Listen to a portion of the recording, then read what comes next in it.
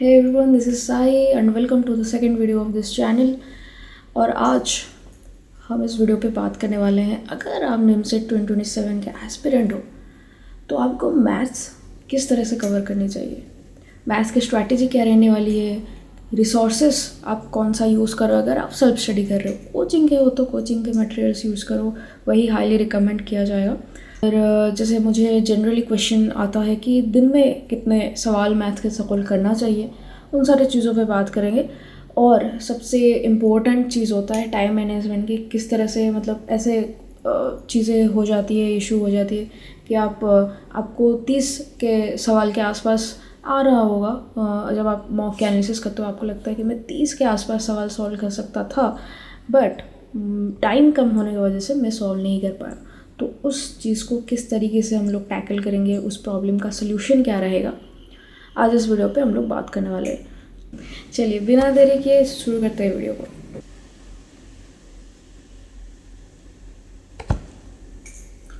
मैं इसको full screen कर लेता हूँ।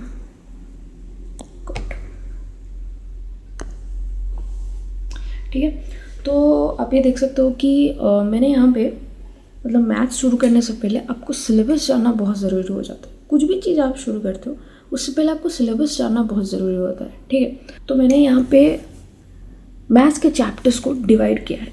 ठीक है, रैंक के बेसिस पे, NITs के बेसिस पे। अगर आपको एक डिसेंट रैंक चाहिए, जो आपको NIT इधर नीचे लिखा हुआ है, जो आपको एक डिसेंट NITs में पहुंचा दे, लाइक लोअर NITs जिसे कहते हैं हम लोग। NIT अगरतला हुआ, मेघालय, रायपुर, पटना लोअर NIT में नहीं आएगा, but still it's a decent NIT। मैं उसको उसी में रैंक करूँगा। तो उसके लिए अगर आपको एक डिसेंट रैंक चाहिए तो आपको ये जो चीज़ें हैं चैप्टर्स मैथ्स के, उन पर फोकस करना बहुत ज़रूरी हो जाता है। जिसमें पहला तो मैंने यहाँ पे थोड़ा नीचे लिख दिया है, बट मैं कहूँगा पहले आपको कंप्लीट करना है बेसिक्स ऑफ मैथमेटिक्स। इसमें क्या होता है, इनइक्वलिटी आ जाती है, लॉगरिदमिक आ जाता है, और मॉड्यूलस आ जाता है। तो लॉगरिदमिक, मॉड्यूलस, इनको जानना, खास करके मॉड की जो ग्राफ है, ग्राफ्स, इनको जानना बहुत ज़रूरी होता है। ये आपका बहुत काम आता है मॉड्यूलस स्पेसिफिकली जब आप कैलकुलस करते हो। ठीक है, कंटिन्यूटी, डिफरेंशिएबिलिटी में, इंक्रीजिंग डिक्रीजिंग फंक्शन में ग्राफ अगर आपको पता है तो काफ़ी इजी बन जाता है। नहीं तो मॉड्यूलस फंक्शन में कैलकुलस करना, मतलब क्वेश्चन सॉल्व करना काफ़ी मुश्किल होता है। तो मैं रिकमेंड करूँगा कि आप बेसिक्स ऑफ मैथमेटिक्स को अच्छे से कवर कर लीजिए। ठीक है, एंड ऑलमोस्ट जैसे मेरा कोचिंग था एक्मे एकेडमी, तो इसको तो पहले रिकमेंड करते हैं, पहले इसको ख़त्म करो भाई, फिर आप आगे जाओगे। ठीक है, तो इसको ख़त्म करना बहुत ज़रूरी होता है। उसके बाद बाइनोमियल थ्योरम। ठीक है, इसमें से 1 से 2 क्वेश्चन मिलते हैं। 2026 में भी एक अच्छा क्वेश्चन आया था। जनरली क्या है, टाइप ऑफ क्वेश्चंस होते हैं, जैसे आपका रिमाइंडर प्रॉब्लम हो गया, जैसे आपका टर्म इंडिपेंडेंट ऑफ x, या फिर टर्म x के पावर का समथिंग दिया जाता है, x पावर n, और उसका कोफिशिएंट निकालना होता है। तो बहुत इजी आता है। ठीक है, हो सके कि उसको थोड़ा घुमा के दे दे जो आपके लिए टफ रहे, बट स्टिल अगर आप JEE के लेवल के क्वेश्चन तक सॉल्व कर रहे हो PYQs, तो आपको आइडिया हो जाएगा कि किस तरह से क्वेश्चन को सॉल्व किया जाता है। एंड इससे क्वेश्चन कंपलसरी एक तो आपको मिलेगा ही मिलेगा, तो आप 12 मार्क्स ना ही छोड़ो तो ही बेहतर है। ठीक है, इनको कंप्लीट करना बहुत ज़रूरी है। उसके बाद मैथमेटिकल रीजनिंग, महज 2 पेज का एक टॉपिक रहता है, एक चैप्टर रहता है, बट क्वेश्चन बहुत अच्छा आता है। 2026 में एक क्वेश्चन आया था, टपल दिया हुआ था 3 का, और आपको निकालना है, एक एक्सप्रेशन दिया था कि वो एक्सप्रेशन ट्रू होगा तो PQR जो टपल है उसका क्या क्या मतलब कॉम्बिनेशन बन सकता है, कितना कॉम्बिनेशन बन सकता है। ठीक है, तो काफ़ी अच्छा क्वेश्चन बनाया था उसमें। ये भी 1 से 2 आप, एक ही मतलब 2 तो मैं नहीं कहूँगा, एक आप पक्का एक्सपेक्ट करके चल सकते हो। ठीक है, सीक्वेंस सीरीज, इसमें से भी 2 से 3 क्वेश्चन मिलने के चांसेस है। ठीक है, आई गेस 2026 में भी 1-2 क्वेश्चन आए थे। फिर मैट्रिसेस एज ऑलवेज, इसका सिस्टम ऑफ लीनियर इक्वेशंस, इसमें तो एक बंदा ही बंदा है विदाउट नो एनी डाउट। और फिर जो इम्पोर्टेंट हो जाता है इसमें एडजॉइंट, इनवर्स, ठीक है, इन्वर्स ऑफ मैट्रिक्स, एडजॉइंट, इनके प्रॉपर्टीज़ को याद रखो, ये काफ़ी इंपॉर्टेंट है। ओके, क्लीन कर लेते हैं थोड़ा सा। फिर सीक्वेंस सीरीज गया, मैट्रिसेस गया, क्वाड्रेटिक इक्वेशन या क्वाड्रेटिक इक्वेशन भी काफ़ी इंपॉर्टेंट है। इसमें से लाइक आपका रूट्स वाले क्वेश्चंस मिल जाते हैं, जो एक होता है हम लोगों का कि दो रूट से दोनों एक स्पेसिफिक कांस्टेंट या वैल्यू ऑफ के से छोटे हैं, दोनों बड़े हैं, तो उनके 4 से 5 केसेस बनते हैं, उनमें ये क्वेश्चन काफ़ी आ जाता है। ठीक है, और आता है जैसे एक्स के पावर 3 में आ गया या 4 में आ गया, तो उनके जो sum of roots, multiplication of roots, वैसे वाले क्वेश्चन आ जाते हैं। तो काफ़ी इजी बनता है, बहुत इजी होते हैं, लेकिन आते हैं और मार्क्स भी अच्छे आ जाते हैं। मार्क फेचिंग चैप्टर्स है, इनको करना बहुत मैंडेटरी है। ठीक है, बहुत ही ज़्यादा मैंडेटरी है। सेट और रिलेशन हो गया। सेट तो इस बार का पहला क्वेश्चन ही सेट था, है ना, कुछ समथिंग डेल्टा वगैरह के क्वेश्चन था, तो सेट से तो शायद इस बार 4 से 5 क्वेश्चन सेट के आए हैं। और रिलेशन के भी 1 से 2 क्वेश्चन, 2 से 3 क्वेश्चन आई गेस आया था। वही रिलेशन का एक ही चीज़, reflexive, transitive, equivalence and symmetric, मतलब टाइप्स ऑफ रिलेशन। फिर ये तीनों मोस्ट इम्पोर्टेंट।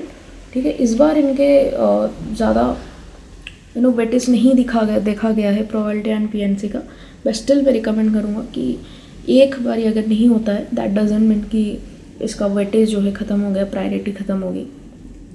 स्टैटिस्टिक्स से इस बार 3 से 4 क्वेश्चन आपको मिले थे 2026 में, और काफ़ी इजी थे। ठीक है, प्रोबेबिलिटी एंड पीएनसी का मैं वही कहूँगा कि आप बेसिक से कंप्लीट करो। जैसे प्रोबेबिलिटी का हम लोग टोटल प्रोबेबिलिटी या बेस थ्योरम तक जाते हैं। ठीक है, वो बेसिक्स हो जाता है। उसके बाद परम्यूटेशन कॉम्बिनेशन का आप रैंक ऑफ वर्ड्स और जैसे gap group and tie theory हो जाता है। ठीक है, अब वो सारे कवर करो। बाकी अगर आप गुड रैंक, एक अच्छा रैंक चाहते हो, ठीक है, उसके लिए आपको उनके एडवांस करने रहेंगे। ठीक है, जैसे प्रोबेबिलिटी में डिआनेसमेंट हो जाता है, स्टार बार मेथड हो जाता है। ठीक है, वो थोड़ा सा एडवांस टॉपिक्स है जो आपको एक अच्छा रैंक के लिए काफ़ी चाहिए होता है। जैसे जमशेदपुर, भोपाल और NIT दिल्ली आप लोग टारगेट कर रहे हो, तो उसके लिए आपको एडवांस करना पड़ेगा, प्रोबेबिलिटी का भी और पीएनसी का भी। प्रोबेबिलिटी के एडवांस में क्या आता है प्रोबेबिलिटी डिस्ट्रीब्यूशन। ठीक है, लास्ट ईयर 2025 में निमसेट में त्रिची ने पूछ लिया था पॉइजन एंड नॉर्मल डिस्ट्रीब्यूशन का। इस बार उसने बर्नौली का ही पूछा था। ठीक है, जनरली वो BSc स्टैट्स वाले स्टूडेंट्स ही ज़्यादा पढ़ते हैं, BSc में वो ज़्यादा अच्छे से पढ़ाया जाता है।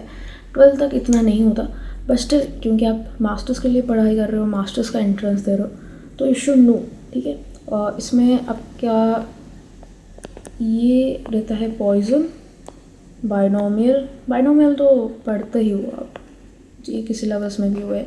तो पॉइजन, बाइनोमियल, फिर नॉर्मल डिस्ट्रीब्यूशन और बर्नौली, ये 4 तरीके के डिस्ट्रीब्यूशन आपको पढ़ना है।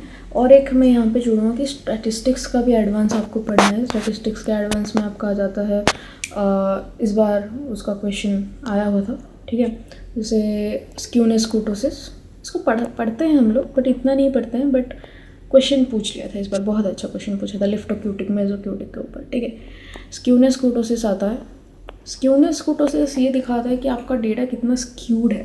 ठीक है, स्क्यूनेस ये दिखाता है कि नॉर्मल डिस्ट्रीब्यूशन हम किसे कहते हैं, लाइक एक बेल शेप्ड रहता है जिसका मीन, मीडियन, मोड सब सेम होता है, बट अगर ये ऐसे हो गया या फिर ये ऐसे हो गया तो उसको हम लोग left skewed and right skewed करके मानते हैं। तो स्क्यूनेस वो दिखाता है कितना स्क्यूनेस है। ठीक है, मूवमेंट्स आप पढ़ते हो, बट मूवमेंट्स थोड़ा अच्छे से पढ़ना, क्योंकि मूवमेंट से ही स्क्यूनेस कुर्टोसिस ज़्यादातर पता लगता है, और उसी से ही हमको पता लगता है कुर्टोसिस में लेप्टोक्यूटिक, मेसोक्यूटिक।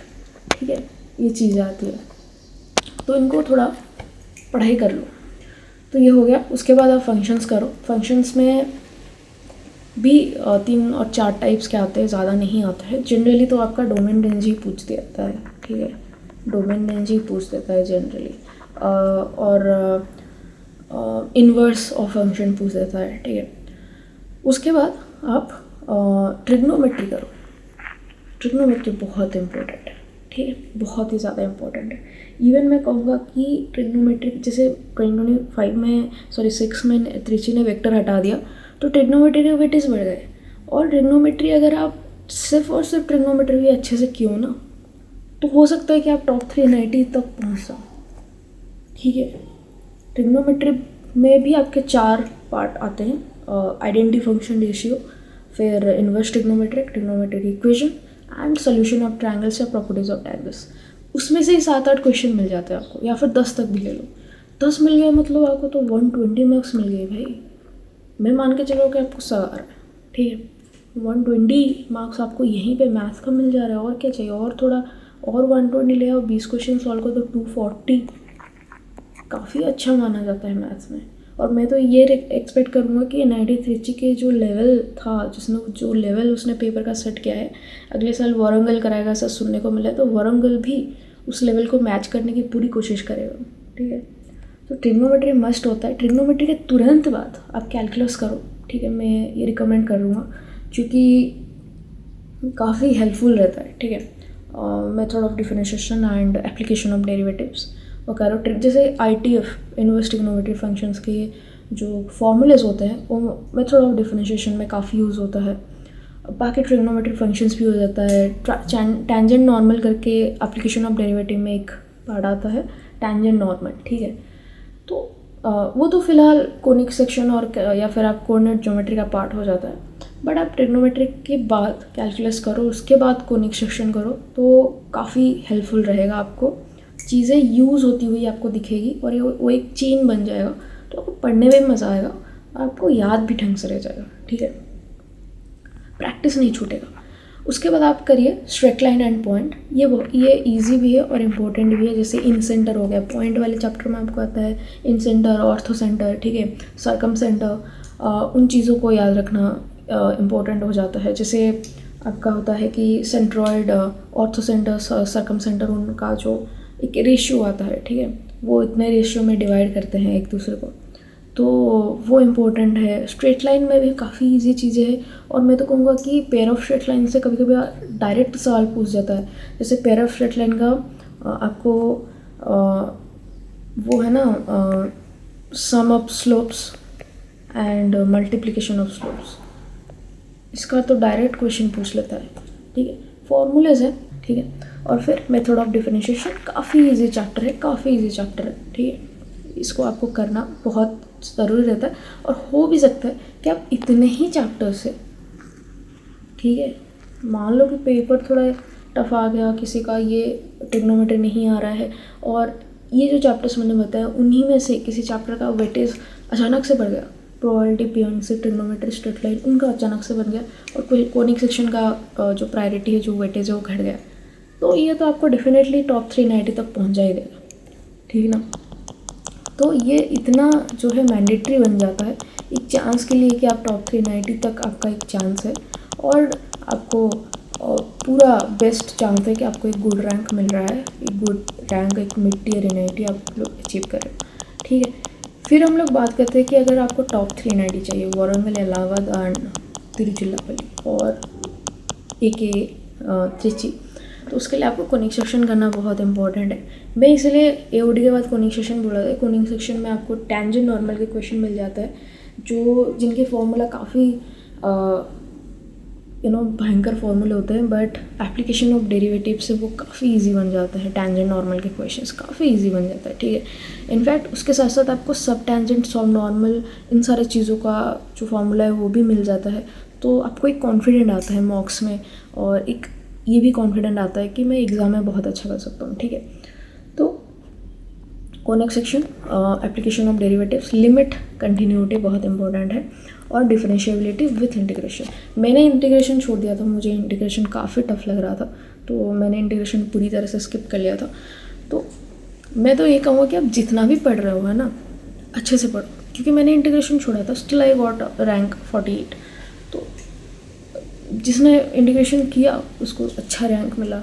तो आप अगर ज़्यादा पढ़ते हो तो आपको अच्छा रैंक मिलेगा ही मिलेगा, बट दैट डजंट मीन कि अगर आपने एक चैप्टर या तो वो चैप्टर स्किप कर दिया तो आपको अच्छा रैंक नहीं मिलेगा।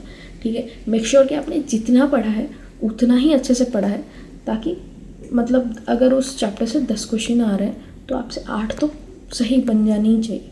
5 क्वेश्चन आ रहे हैं तो आपको 3 से 4 तो सही बन जानी ही चाहिए आपसे, ठीक है। ये मेक श्योर करके चलिए, ओके। फिर हम चलते हैं या कॉमन मिस्टेक्स पे। ये डिस्कस करने से पहले कि आपका रिसोर्सेज क्या होगा, आपके नोट्स कहाँ से मिलेगा, बुक्स क्या लगानी है, टाइम मैनेजमेंट क्या करनी है, ठीक है, कितने क्वेश्चंस लगानी है, मॉक्स कैसे देनी है, उससे पहले हम ये डिस्कस करते हैं कि जनरली बच्चे जो है कौन सा मिस्टेक करते हैं, ठीक है। कॉमन मिस्टेक्स क्या है? पहली चीज़, नॉट रिवाइजिंग नोट्स प्रॉपरली। उन्होंने नोट्स बना लिया और उस कॉपी को साइड में रख दिया कि हमने क्लास अटेंड कर लिया, हमने नोट्स बना लिया, एक बार उसको ऐसे ओवरव्यू कर दिया और हमारा हो गया, हमको फॉर्मूलेज आते हैं, हम कर लेंगे। ऐसा नहीं होता है। मिनिमम आपको नोट्स जो है 2 से 3 बार रिवाइज करना का एडवाइस दिया जाता है। मैं तो कहूँगा कि सिर्फ नोट्स और मॉक एनालिसिस से भी आप काफ़ी अच्छे रैंक अचीव कर सकते हो, ट्रस्ट मी, ठीक है। नोट्स और मॉक्स एनालिसिस, ठीक है। तो 2 से 3 बार 6 महीने में एटलीस्ट 2 से 3 बार एक नोट्स को रिवाइज कीजिए। फिर बाकी जैसे फुल लेंथ का आपने जनवरी तक चले गए, फिर जनवरी से फिर एक बार नोट्स रिवाइज शुरू कीजिए। तो साल में एक बार तो आपको 5 से 6 बार नोट्स रिवाइज करना बनता ही बनता है, ठीक है। उसके बाद not sticking to the single resource. मतलब आपने एक वीडियो देखा, मान लो मैंने बाइनोमियल थ्योरम का एक चैप्टर उठाया, आप गए एक चैनल का वीडियो देख लिया, मान लो PW का फिजिक्स वाला का देख लिया, फिर बीच में से छोड़ के आप अनअकैडमी में चले गए, बीच में से छोड़ के आप वोरा क्लासेस में चले गए, ठीक है। फिर बीच में छोड़ दिया किसी और निमसेट के कोचिंग क्लासेस में, यूट्यूब वीडियो में चले गए। ऐसा मत कीजिए, ठीक है। मानता हूँ कि हर अलग अलग चैप्टर में, अगर आप ये सेल्फ स्टडी कर रहे हो, मैं ये बता रहा हूँ, अलग अलग चैप्टर के लिए अलग अलग टीचर्स से अच्छे से समझ में आता है। बट आप ये भी देख के चलो कि उस एक चैप्टर के लिए अगर आपको उस टीचर से अच्छे से समझ में आ रहा है, ठीक है, तो एक जगह ही स्टिक रहो। ऐसा नहीं कि यार वो कुछ ज़्यादा पढ़ा लिया होगा, ठीक है, तो एक रिसोर्स में स्टिक करो, उसको ख़त्म करो। जैसे मैं कहूँगा आप RD शर्मा करते हो तो RD शर्मा ख़त्म करो, नहीं तो एक सही लेवल तक उसको कर लो, ठीक है। मतलब RD शर्मा से अगर बाइनोमियल थ्योरम से 200 सवाल है तो आप हर टाइप के एटलीस्ट 10 सवाल लगा के 100 सवाल तक चले जाओ, उसके बाद उसको छोड़ दो। कोई नहीं आपको बोला है कि आप 200 सवाल करो, बट एटलीस्ट आप वहाँ तक उस लेवल तक पहुँच जाओ कि RD शर्मा के क्वेश्चंस आपसे सॉल्व हो रहे हैं 50 से 60%, ठीक है। आप उतना पढ़ लिए हो, उसके बाद आप JEE पे चलो। आप तुरंत नोट से JEE में चले गए, JPYQs में नहीं बना, फिर RD शर्मा में आ गए, नहीं बना, फिर बोले कि मैं DPP में चला जाता हूँ, 2-3 बन गया, और फिर वो 50 क्वेश्चन और 2-3 बन गए, आपको लगा कि DPP तो ईजी है, मेरे से बन रहा है, फिर आप वापस RD शर्मा में चले गए, फिर नहीं बन रहा है, फिर हो गए डिप्रेस। ऐसा मत करो, ठीक है। उसके बाद डायरेक्ट बुक्स क्वेश्चंस लगाना शुरू मत करो। जैसे मैंने कहा, नोट्स का आपको प्रॉपरली रिवाइज करना है, फिर आप बुक्स उठाओ, एक कोई RD शर्मा उठाओ, ठीक है, या फिर DPP उठाओ, उनको करो। बट उससे पहले सबसे इम्पोर्टेंट ये होता है कि आप एग्जाम्पल सॉल्व करो। बच्चे एग्जाम्पल सॉल्व नहीं करते हैं। जिस थिंग आपको बता दिया गया, एक लेक्चर है, लेक्चर में आपको बताया गया कि आपको पकोड़े ऐसे तलना है, बेसन लेना है, पानी डालना है, ठीक है, सोडा डालना है, प्याज डालना है काट के, ठीक है, नमक डालनी है, फिर कढ़ाई में तेल लेना है, फिर उसमें डालना है, हो जाएगा पकौड़ा, तल गया। आप तुरंत गए, बनाया, नहीं बना, ठीक है। इसीलिए आपको क्या कहा जाता है, आप फिर मम्मी के पास है, अब आपका पानी ज़्यादा हो गया, अब जब गए और पकौड़ा तलने के लिए पानी ज़्यादा हो गया तो मम्मी के पास गए, मम्मी को आता है पकौड़ा तलना, एक्सपीरियंस है। वहीं खड़े होकर मम्मी ने आपको बोला कि देखो बेटा, बेसन अगर 250 ग्राम ले रहे हो तो उसमें इतना, एक कप, मान लो एक कप पानी डालो, ठीक है, चुटकी भर नमक डालो, इतना सोडा डालो, इतना प्याज डालो, एक प्याज डालो, समझ लो। फिर वहाँ से आपको एक आइडिया लग गया कि हाँ, हो सके कि वो भी थोड़ा सा ख़राब बन जाए, पर इतना ख़राब नहीं बनेगा जितना आपने पहली बार में बनाया था। और उसको हम लोग इक्वेट करते हैं कि आपसे बना ही नहीं था, ठीक है। तो वो चीज़ होता है जब आप लेक्चर्स देखने के बाद एग्जाम्पल सॉल्व करते हो। अगर आप एग्जाम्पल सॉल्व करते हो ना, सॉल्व कैसे किया था, ऐसा नहीं कि क्वेश्चन देखा और सॉल्व करने लगे, ठीक है। फर्स्ट टाइम ऐसा मत करो, आप पहले जाओ, ठीक है, ट्राई कर सकते हो, आपने उसको सॉल्व किया, आपसे नहीं बना तो ज़्यादा दिमाग उसमें मतलब लगा के ज़्यादा टेंस्ड मत हो जाओ कि हाँ नहीं बना नहीं बना। भाई एग्जाम्पल है, पहले बार सॉल्व कर रहे हो, पहली बार कर रहे हो यार, इतना हार्श मत हो खुद पे, ठीक है। उसका अप्रोच देखो कि उस इंसान ने जिसने उस किताब को लिखा है, जिसने उस क्वेश्चन को सॉल्व किया, उसने किस तरीके से उस क्वेश्चन को अप्रोच किया है। अगर आपने उसको सोल्यूशन कुछ हद तक आप लेके गए हो तो दोनों सोल्यूशन को, मतलब बुक के सोल्यूशन को और अपने सोल्यूशन को कंपेयर करो, वहाँ से आपको आपके मिस्टेक्स पता चल जाएगा कि कहाँ पे मेरा गलत हुआ और मैं किस जगह रह गया, ठीक है, ताकि आप वहाँ से फिर से शुरू कर सको, उसको सॉल्व कर सको। अगर बिल्कुल भी नहीं बना तो अप्रोच देखो कि किस तरीके से उस इंसान ने, उस बुक जो ऑथर है उन्होंने, उस टीचर ने किस तरीके से उसको सॉल्व किया है, उन्होंने कौन सा अप्रोच लगाया। मुझे फॉर्मूलेस तो मिल गए, मुझे नोट्स मिल गए, मुझे बता दिया गया, लेकिन उसको यूज़ कैसे करना है, उसको इम्प्लीमेंट कैसे करना है, ठीक है, वो आपको बताएगा एग्जाम्पल। तो आप ये गलती ना करिए कि डायरेक्ट किताब के क्वेश्चन उठा के करने लगे और उस भैया हमसे नहीं बन रहा है, ठीक है। आप एग्जाम्पल्स करो भाई, एग्जाम्पल्स करो, देखो उसका इम्प्लीमेंटेशन हो कैसे रहा है, उसके बाद जाके क्वेश्चन आप करो। एंड ट्रस्ट मी 100% बनेंगे ही बनेंगे, आधे तक तो बने ही जाएंगे, ठीक है।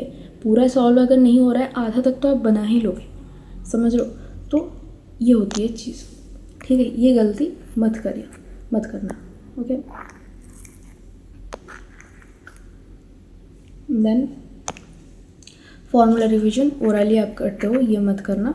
मान लो सुबह के 15 मिनट आपने ऐसे ऊपर दिख दिख के रट्टा मार लिया, रात को सोने से पहले 10 मिनट निकालो और एक शीट ऑफ पेपर में बिना देखे, नोट्स को बिना देखे, सुबह जो पढ़ा उनको लिखो, और जहाँ आपको नहीं याद आया उसको एक रेड मार्क कर लो, ताकि अगले दिन, अभी मत करो। अभी कर सकते हो, आपको ज़्यादा नींद आ रही तो ठीक है, नहीं आ रही तो ठीक है आप कर लो, वरना अगले दिन आप उस रेड मार्क को देखना, अच्छा कल मैंने ये पढ़ा था, मैंने इसको सिंगल शीट ऑफ पेपर में लिखा, मतलब सिंगल शीट नहीं, एक शीट ऑफ पेपर में लिखा, और मुझे ये वाला फॉर्मूला याद नहीं आया, तो उसको फिर एक दफ़ा लिख लो।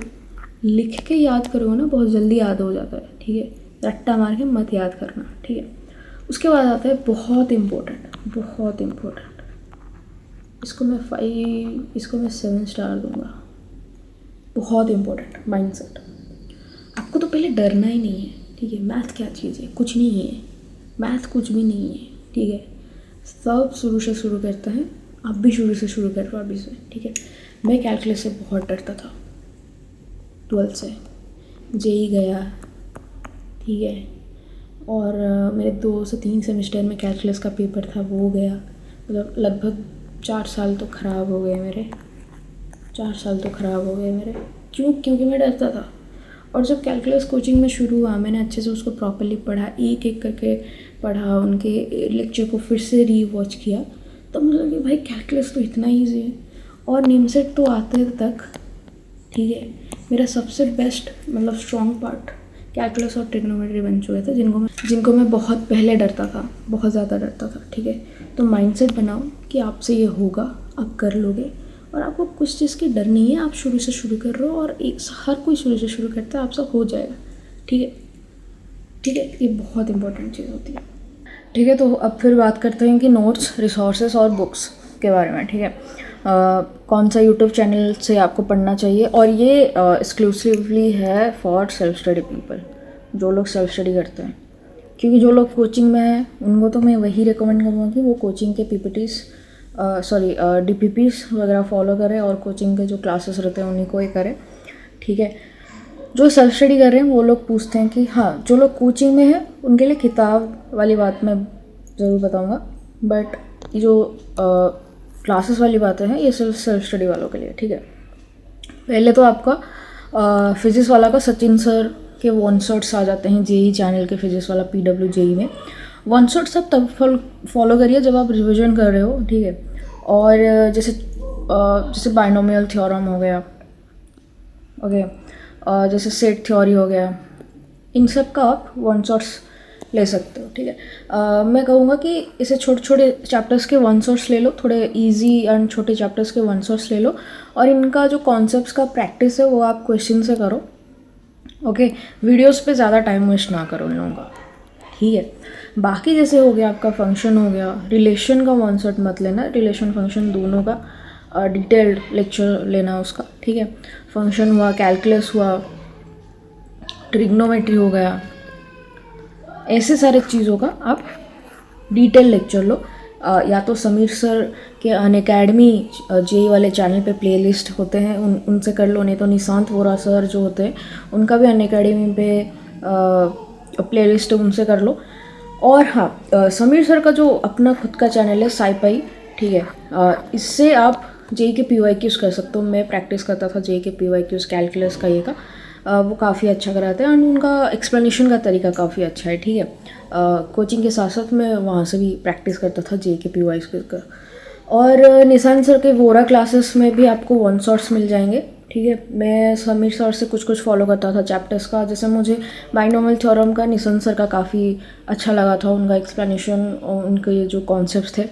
बट अगर मैं परम्यूटेशन कॉम्बिनेशन का वन शॉट रिव्यू मतलब रिविजन कर रहा हूँ वगैरह, तो मैं सचिन सर का फॉलो करता था, ठीक है।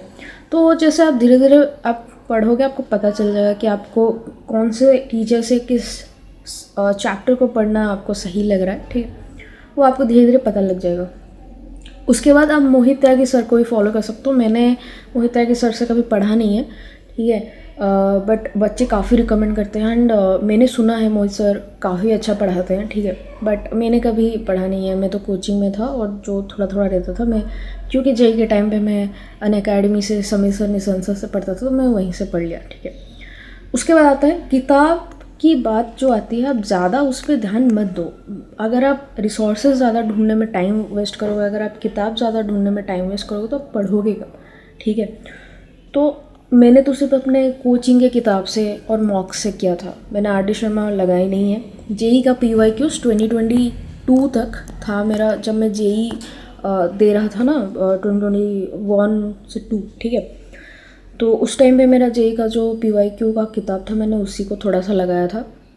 अभी आपके पास टाइम है, आप RD शर्मा लगाओ, उसके बाद जेई के PYQs लगाओ। किताब अगर आप ले सकते हो तो वेल एंड गुड, नहीं तो आपको काफ़ी सारे ऐप मिल जाते हैं, वेबसाइट्स मिल जाते हैं। जैसे एक एग्ज़ाम साइड करके एक वेबसाइट है, उसमें मिल जाता है जेई के PYQs, आप उनसे लगाओ। और तीसरा चीज़ है मॉक्स, दिस इज़ इनफ, ठीक है। उससे आगे आपको लगाने नहीं है। RD शर्मा, जेई के PYQs और मॉक्स, दिस इज़ टोटली इनफ। अगर आप उनको समझते हो, अप्रोच को समझते हो, सोल्यूशन को समझते हो, तो दिस इज़ इनफ, ठीक है। उससे ज़्यादा आप करो ही मत, ठीक है। ये हो गया। फिर हम चलते हैं रीजनिंग पे। रीजनिंग का मैं ये कहूँगा कि आप बैंकिंग अड्डा चैनल से 247 ओके, बैंकिंग वाले चैनल से पढ़िए। Shantanu sir for quantitative aptitude, he is very good, ठीक है। काफ़ी शॉर्ट ट्रिक्स आपको बता देंगे डिस्काउंट पे, फिर प्रॉफिट लॉस पे। और उसी चैनल से आप शुभम सर करके हैं, उनका रीजनिंग आप पढ़िए, ठीक है। और उसके बाद आप इधर बैंकिंग और SSC CGL के PYQs लगाइए, नहीं तो आप RS अग्रवाल करके एक क्वांटिटेटिव एप्टीट्यूड का आता है और एक रीजनिंग का आता है, दोनों को फॉलो कर सकते हैं, ठीक है। मेरे पास वो दोनों थे, मैंने उन दोनों को किया था। CS के लिए आप क्वेश्चन ही करिए, गेट्स मास्टर्स से आप वीडियो फॉलो कर सकते हैं, नहीं तो मेरे कोचिंग का जो है एक्मे एकेडमी का वो एक प्लेलिस्ट है कार्तिक सर का, ठीक है, लॉजिक गेट्स एंड सर्किट्स पे है, अब उनको फॉलो कर सकते हैं। और एग्ज़ाम साइड करके एक वेबसाइट आता है, उससे आप गेट के PYQs लगाए, ठीक है। बेसिक गेट के PYQs लगाएगा, ज़्यादा एडवांस तक नहीं जाएगा, वो रिक्वायर्ड नहीं होता। बाकी इसी चैनल पे थोड़ा सा लाइक 13 तारीख से हम लोगों का क्लास शुरू हो रहा है त्रिची में, तो उसके बाद थोड़ा सा सेटल हो जाने के बाद 15-16 से इसी चैनल पे हम लोग कंप्लीट निमसेट कंप्यूटर साइंस, मैं अपने प्रिपरेशन के टाइम पे 11th की 12th के बच्चों को पढ़ाता था, तो जनरली वही सिलेबस ही है इसमें। CUET में काफ़ी एडवांस है, इसलिए हम सिर्फ निमसेट पे फोकस करेंगे, ठीक है। NIMCET computer science, complete NIMCET computer science इस चैनल पे मैं पढ़ाने वाला हूँ आप लोगों को। अगर आपको सही लगता है, अच्छा लगता है, तो आप ज़रूर उसको फॉलो कर सकते हैं, ठीक है। उसके बाद इंग्लिश के लिए अड्डा 24/7 CUET PG MBA में जो एक मैम होती है, पढ़ाती है, काफ़ी अच्छा पढ़ाती है, आप उसको फॉलो करिए, ठीक है। ये हो गया रिसोर्स के बारे में, मैंने मैथ्स के लेक्चर में ही आपको बाकी के रिसोर्सेज दे दिए, ठीक है। हाँ, तो उसके बाद आता है बहुत इंपॉर्टेंट क्वेश्चन कि क्वेश्चन कितना अटेम्प्ट कर रहा था मुझे पूछा जाता है कि आप क्वेश्चन कितना अटेम्प्ट करते थे, हमें कितना करना चाहिए। तो मैं कहूँगा आप डेली, ठीक है, आप नोट्स रिवाइज़ कीजिए। पहले आपने नोट्स रिवाइज़ किया, उसके बाद आप उसी कॉन्सेप्ट का, ठीक है, करीब 20 से 30 क्वेश्चन लगाइए दिन में मैथ का। रीजनिंग का मैं रीजनिंग स्ट्रैटेजी वाले वीडियो पे बताऊंगा, ठीक है। कंप्यूटर का मैं कंप्यूटर में बताऊंगा। मैथ्स का 20 से 30 क्वेश्चन लगाइए डेली, इससे ज़्यादा नहीं। आप जितने क्वेश्चन लगाते हो उनको समझो, पैटर्न को समझो कि मैंने कितने, कौन से टाइप का क्वेश्चन किया, ठीक है, कौन से पैटर्न का क्वेश्चन किया, कौन से टाइप का क्वेश्चन किया। उसमें मैंने जो सल्यूशन देखा, या तो मैंने खुद किया, नहीं तो मैंने किसी किताब को रिफ़र किया, नहीं तो किसी वीडियो को रिफ़र किया। तो टीचर ने उसमें कैसे उस सल्यूशन को अप्रोच किया, किस तरह से उस क्वेश्चन को अप्रोच किया, सल्यूशन क्या था, ठीक है, किस तरह से उन्होंने फॉर्मूले को इम्प्लीमेंट किया, ठीक है। आप मैटर नहीं करता कि आप कितने बार एक काम को कर रहे हो, लेकिन एक बारी में अगर उसको अच्छे से ऑब्जर्व करते हो ना, ठीक है, वो काफ़ी फ़ायदेमंद रहता है, ठीक है। 20-30 क्वेश्चन अच्छा खासा लगाओ, मॉडरेट से हार्ड लेवल का लगाओ। ईजी के मान लो मैं अगर इसको डिफरेंशिएट मतलब थोड़ा सा एक्सपैंड करूँ, तो आप करीब 5 से 6 क्वेश्चन ईजी के लगाओ, ठीक है। 5 से 6 क्वेश्चन आप हार्ड लगाओ, JEE advance, JEE mains type, अभी शुरू करें तो जेई मेंस टाइप, ठीक है, जेई एडवांस टाइप लगाओ। बीच के बाकी जितने बच्चे ना, लेट से 5-5 10 हो गया, और 20 में से 10 गया, सो 10, ठीक है। 10 से 15 जो भी क्वेश्चन जितना भी बचता है वो मॉडरेट का लगाओ, मॉडरेट लेवल का, ठीक है। और आपको ज़्यादा ध्यान देना है इस पे, इसके सल्यूशन किस तरह से अप्रोच किया गया। ये एक बार मॉडरेट लेवल का क्वेश्चन अगर आपसे एक बार बनने लगते हैं, तो उसके बाद आप हाई लेवल पे ज़्यादा अच्छे से फोकस करो, ठीक है। एडवांस लेवल का हो गया वो सब, जेई एडवांस का। इतना करना है, ज़्यादा नहीं करना है, लेकिन डेली करना है। मैंने क्या कहा, डेली नोट्स रिवाइज करो, 20 से 30 क्वेश्चन, ज़्यादा नहीं करना है, ठीक है। और इसको आप कोशिश करो कि आप टाइम के अंदर करो, ठीक है। किस तरह से टाइम में अंदर करोगे, टाइम के अंदर करोगे वो मैं बताता हूँ, ठीक है। ये क्लियर हो गया, क्वेश्चन आपको इतने अटैम्प्ट करने, ज़्यादा नहीं करना है। और ये हो गया आपका कि आपको किस प्रकार का क्वेश्चन कितना अटैम्प्ट करना है। ईजी का 5-6, हार्ड का 5 से, और मॉडरेट लेवल का 10 से 15। उसके बाद लास्ट चीज़ जो मैं बताऊँगा, टाइम मैनेजमेंट के प्रैक्टिस कैसे करें। मैंने कहा 20 से 30 क्वेश्चन आप लगाओ, ठीक है। आपके पास 50 क्वेश्चन होते हैं, बट जनरली एक टॉपर भी करेगा तो 40 करेगा, जनरली 25 से 30 या 35 क्वेश्चन ही अच्छा माना जाता है अटेम्प्ट, ठीक है। तो मैं लेके चलता हूँ कि आपको चलो पूरे बेस्ट केस पे 30 लेके चलता है, ठीक है। आप लोग 30 क्वेश्चन अटेम्प्ट कर रहे हो कितने में, 70 मिनट में, ओके। तो एक क्वेश्चन का आपको 7/, मेरा पेन नहीं चल रहा है, ठीक है। 30 क्वेश्चन करने 70 मिनट में, तो एक क्वेश्चन में आपको 7/3 लगभग आप लेके चलो 2 मिनट। मैं इसको 6 भी कर देता हूँ, ठीक है। 2 मिनट, 2 मिनट आपको मिलता है, ठीक है, एक क्वेश्चन के लिए। वही चीज़ आपको घर पे प्रैक्टिस करनी है। मैं कहूँगा आप 2 मिनट मत दो, और थोड़ा सा अच्छे से खुद को प्रैक्टिस करवाओ, और थोड़ा सा अच्छे से खुद को बनाओ। 1.5 मिनट, क्योंकि इस क्वेश्चन में ना हमको हार्ड क्वेश्चन भी मिलेंगे, ठीक है, जो टाइम बहुत ज़्यादा ले सकते हैं। कैलकुलेटिव मिल सकते हैं, स्टेटिस्टिक्स के क्वेश्चन हो गए, कैलकुलेटिव हो जाएंगे, ठीक है। तो आप 1.5 मिनट मान के चलो कि आपको एक क्वेश्चन को देना है। आपको प्रैक्टिस करनी है या तो 1 मिनट में, या तो 1.5 मिनट, ठीक है। आपने 20 से 30 क्वेश्चन उठाया, इजी क्वेश्चन 5 उठाया, ठीक है। मान लो आपने इजी क्वेश्चन 5 उठाया, स्टॉप वॉच आता है या पोमोडोरा कुछ भी आता है, उसमें आप 35 सेकेंड का एक टाइमर लगाओ, and try to solve that 5 easy questions पर क्वेश्चन 35 सेकेंड, ओके। उसके बाद आपने मान लो 10 क्वेश्चन मॉडरेट लेवल के उठाए, इनको आप 1 मिनट दो, 1 मिनट 30 सेकेंड, ऐसे देके चलिए। मैं 1 मिनट में करता था, आप दे सकते हो 1 मिनट 30 सेकेंड्स अभी के लिए आप दो, ठीक है। अभी आप क्योंकि शुरू कर रहे हो सारा चीज़, नहीं तो आप डिमोटिवेट हो जाओगे कि मुझसे बन नहीं रहे हैं टाइम के अंदर। तो 1 मिनट 30 सेकेंड या आप टाइमर लगाओ फॉर ईच क्वेश्चन और इनको करो। और टाइमर जैसे ख़त्म होता है ना, रह जाना, ठीक है। और जाके सोल्यूशन से मैच करवाना कि मेरे सोल्यूशन में और जो सोल्यूशन बुक ने दिया है या एआई ने दिया है या टीचर ने करवाया है, क्या डिफरेंस है जिसकी वजह से मुझे टाइम लगा, ठीक है। उन चीज़ों को नोट डाउन कर लेना। एक पतला सा कॉपी बनाना, उसमें नोट डाउन कर लेना। उसी को मैं एरर बुक कहता हूँ। उसी में नोट डाउन करना कि मैंने ये चैप्टर उठाया था, ये कॉन्सेप्ट उठाया था, उसमें इसी जगह पे मुझे प्रॉम्प्ट नहीं हुआ कि वो फॉर्मूला क्या था, वो कॉन्सेप्ट क्या यूज़ हुई, ये मुझे प्रॉम्प्ट नहीं हुआ, ठीक है। उसको बार बार दिन में एक बार रोज़ रिव्यू करते रहना, मतलब ओवरव्यू करते रहना, ठीक है। उसके बाद आपने 5 हार्ड क्वेश्चन उठाए, उसको 2 मिनट लगाओ, 2 या 1 मिनट 50 सेकेंड कुछ भी आप दो, ठीक है, हार्ड क्वेश्चन को। इस तरह से जब आप करोगे ना, आपका टाइम मैनेजमेंट भी होगा और आपको पता भी चलेगा कि आपका दिक्कत कहाँ पे हो रहा है, समझे।